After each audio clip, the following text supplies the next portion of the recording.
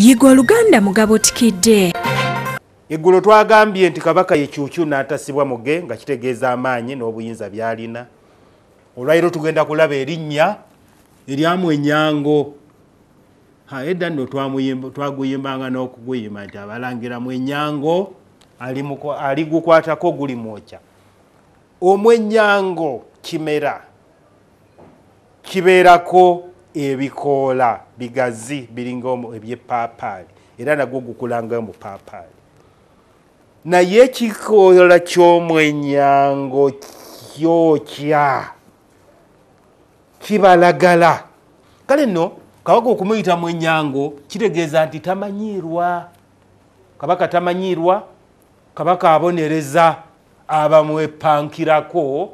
Nolwekyo nga bw'otasobola kumanyiira mwenyango ne Kabaka bw'otyo bw'oteekwa okwewala okumumanyiira.